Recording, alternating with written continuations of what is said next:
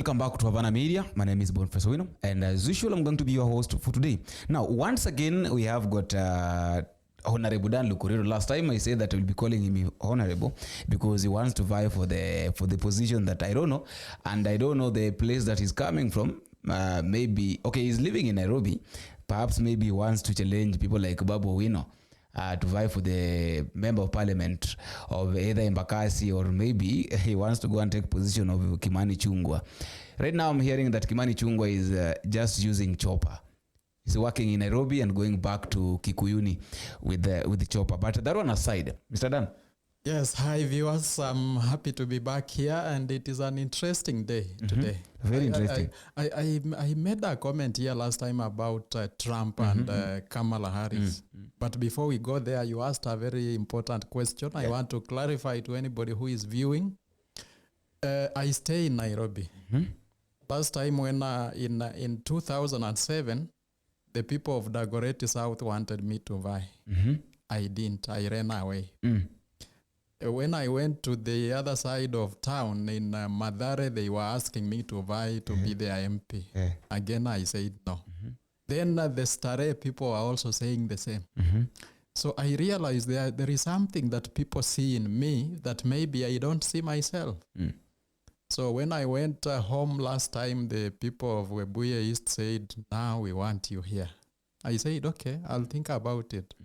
So I appreciate you giving me a new name of Honorable. And I hope the people are listening.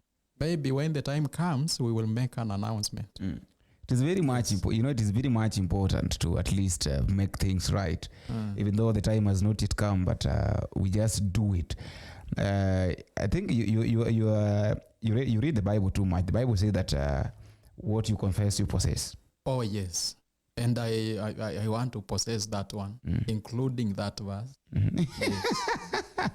Anyway, let us now jump to our discussion. The other time we talked about Donald Trump and Kamala Harris, the election of US. And there is something that you mentioned that in as much as maybe Kamala think that she will win this election, it is not going to be very easy for her. Because we are in that era whereby women are not recognized in a society, especially when maybe when it comes to leadership. And I also support these based on the results that have just come, because we know that right now Donald Trump is the 47th president of United States of America. Yes, only the swearing in is remaining. Yeah, there's only the swearing in. In fact, he has even given his speech, really appreciating people like Elon Musk for the support. That is the Twitter owner, for the support that they gave him. I wanted to say this, that in as much as maybe you are thinking that Kamala will win, a lot of people thought that. Yes, a lot of people. And I remember what I told you when I was here last time. You know, the average American voter is not as enlightened as we think. You know, we see these ones who come here and we assume all America is the same. No. The average American voter is a rural folk. You remember when we used to have a president here called Moi, and we started the song of multi-party, and the likes of Jaramogi Oginga Odinga, Ken Matiba, and so on, were very popular among the urban population, people who consume the mainstream media. Moi was not threatened at all, because he knew the majority of the voters are in the villages, and the only name they knew was Moi. The average American voter, those ones who live in the villages, one, they are driven by what we call a patriarchal mentality. Based on most of them are very serious Christians, and they read the Bible, and they follow what the Bible says, including and not limited to these positions of leadership. When you read the Bible, you realize that it is the man who was given, in quotes, the mandate to be a leader. And the woman was supposed to be a helper. So I'm thinking like an average American voter. These people are thinking, why would we elect a helper when there is somebody who was naturally to be made a leader? In this case, I'm just thinking I could be wrong. But looking at the way the results have come, we can confirm now Donald Trump is the president-elect. Despite all the accusations, you remember he was dragged through court and found guilty, and somebody wanted to kill him. They shot off part of his ear, and so on. All this was towards stopping him from running. Because they knew who Trump is. Yes, and I want to congratulate the man. Really, he's determined. When I was younger, I used to watch one of his the shows. The Apprentice. The Apprentice, yeah.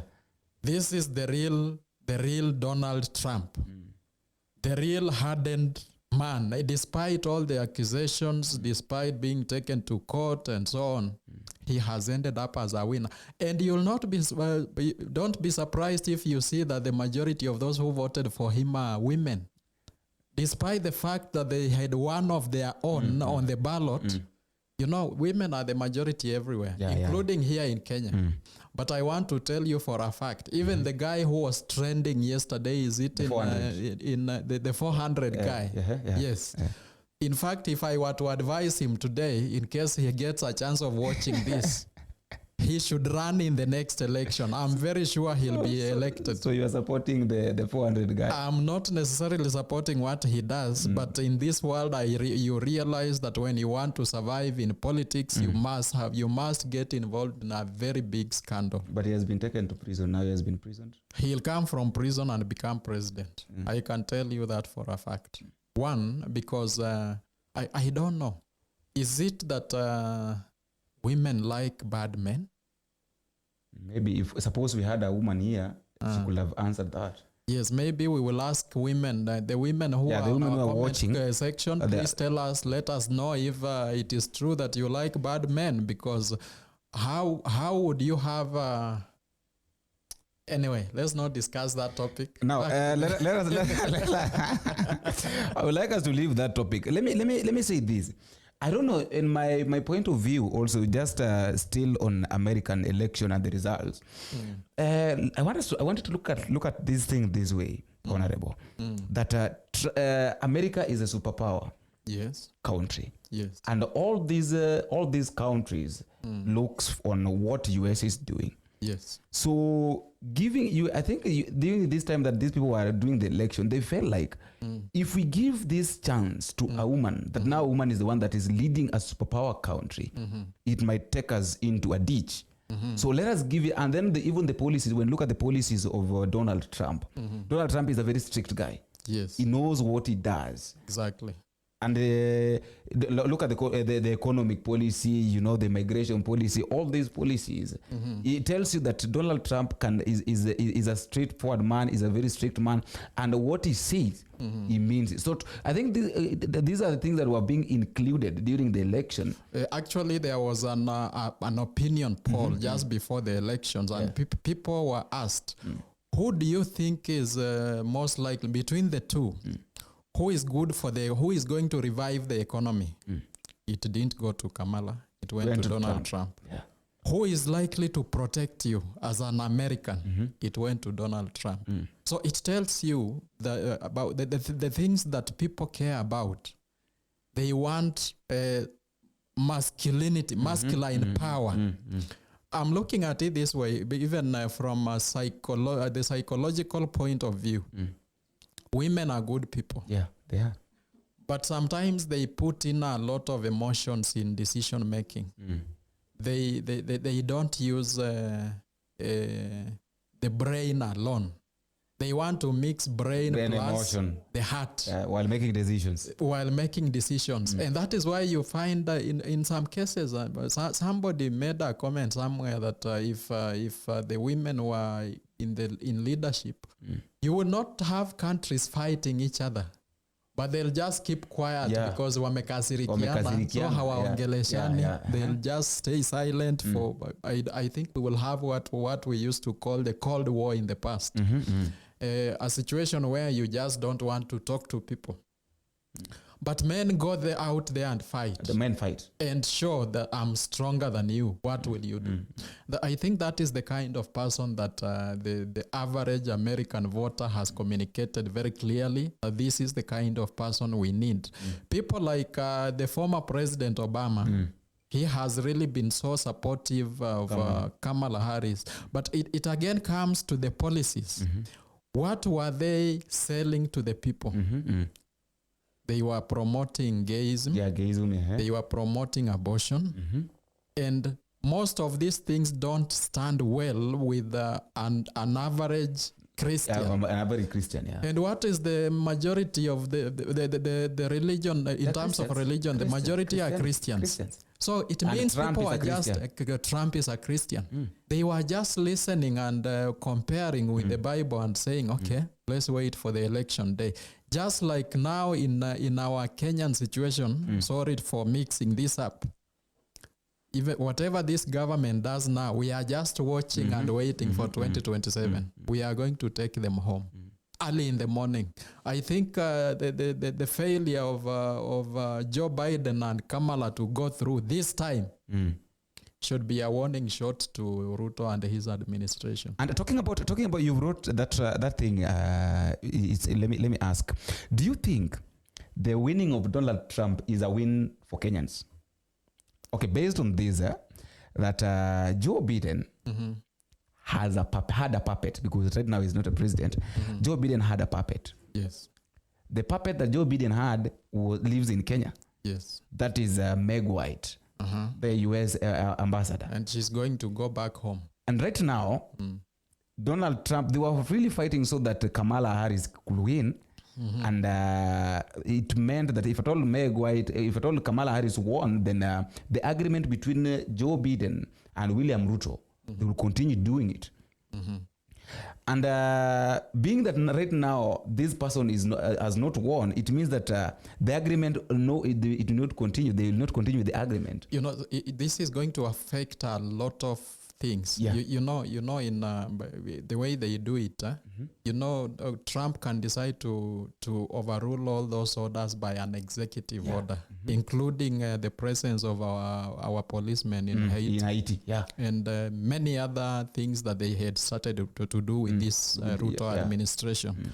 So it is not a win for Kenya. It is a win for Americans.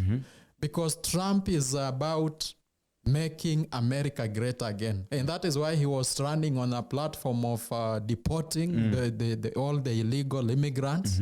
So those people who are in America illegally, according to him, you remember he had started construction of a wall during the last term. He was building the perimeter walls, What makes you think he'll not do that again? He will.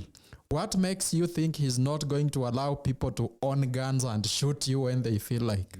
And they'll do it as Americans because it is their country anyway. Just like we can do the same here in Kenya if we feel threatened by foreigners. Just like the South Africans were doing it when they felt threatened by the Nigerians. People have a right of standing up against any perceived enemy or real enemy of their country. If I feel like you've come here and you are taking a job that I should be doing and I don't have a job, I have the right of kicking you out. But you know, in Kenya we are also in that situation whereby we have got a lot of Somalis living in Kenya, but we will not be allowed to leave alone Somalis. The average njugu selling guy on the street of Nairobi is a Burundian. There is a one young man who sells to me every morning.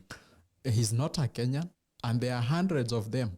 In the evening, when you are going back to the house, you'll meet them with they are selling coffee. The coffee and others in the streets all over. Do you think Kenyans cannot do that? They can. Yes. So Kenyans will also one day wake up and say, okay, now this is our country, go back home. But we are not looking forward to such a situation because we want people to live in peace.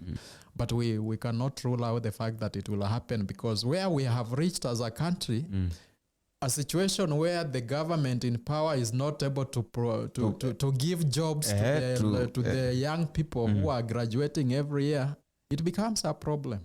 So this is like I said last time, there is what we call a lull before a storm. Ruto must know that there is still a storm that is coming. And especially now that he doesn't have the American president support to support him, he comes out as a very weak link because Trump is going to most likely reverse all the policies by mid next year. Because take a look at this.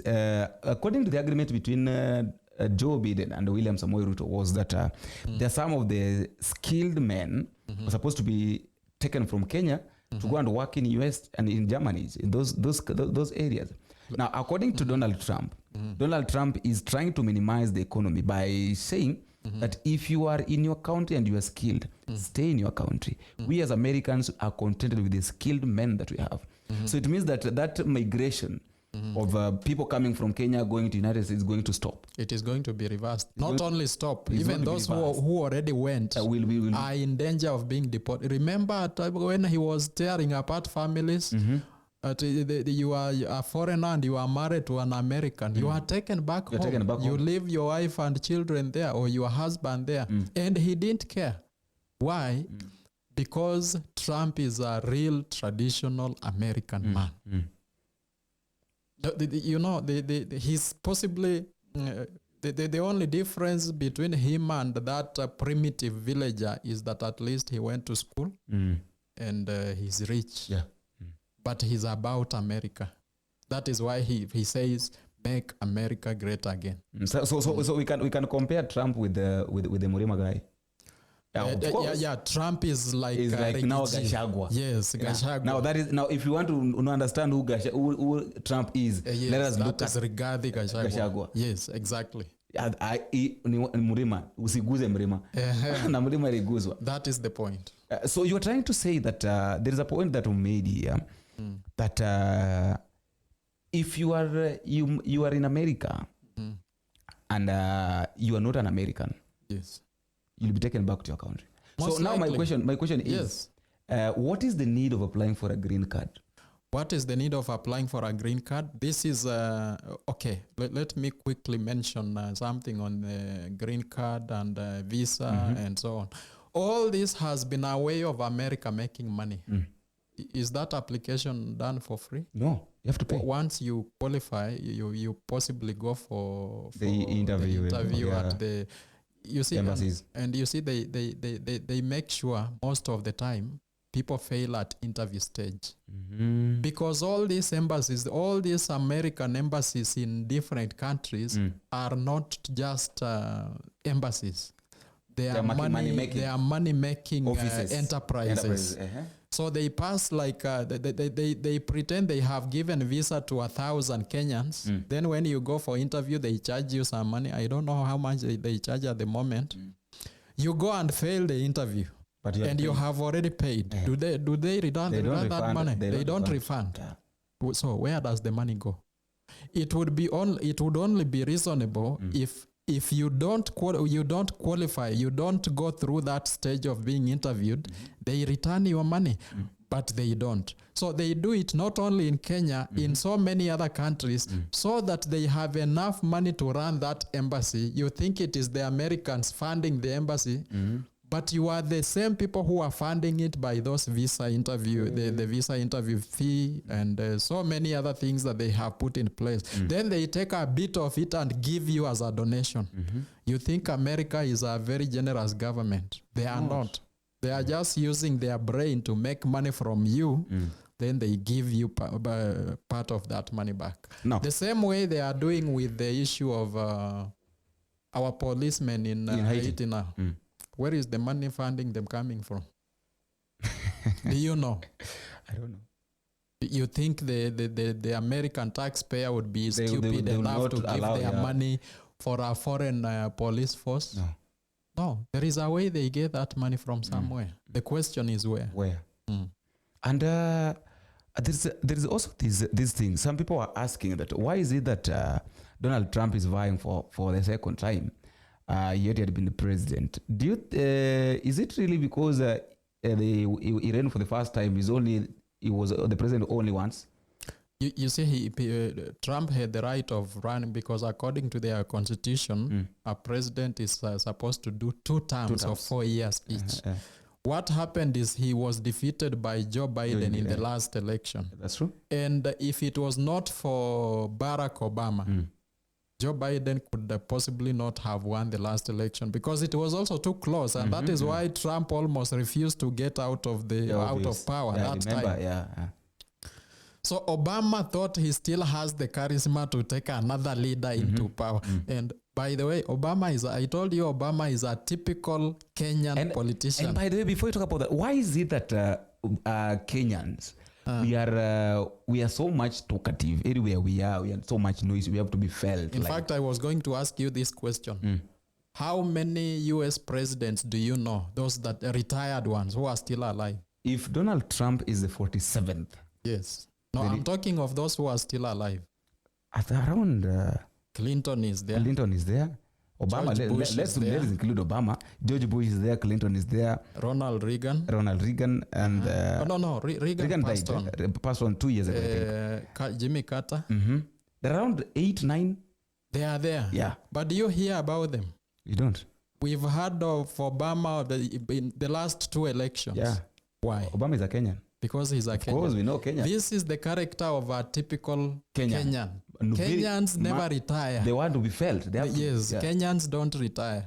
They have to be kicked out. And remember, he's not just a Kenyan. Obama is a Luo. He's a Luo. Yeah. What do Luo do in politics? You come from that region. Maybe you need to tell me. No, I don't want to talk about that.